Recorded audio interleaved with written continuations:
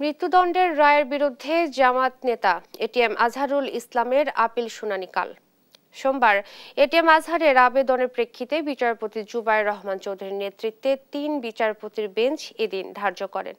৭১-এর মানবতা বিরোধী অপরাধের মামলায় রিভিউ থেকে আপিল শুনানি করার ঘটনা এটিই প্রথম। এটিএম আজহারুল ইসলামের আইনজীবী জানান, বিচারের ক্ষেত্রে আন্তর্জাতিক আইনের রীতিনীতি না মানায় এবং ন্যায়ভ্রষ্ট বিচার করা হয়েছে।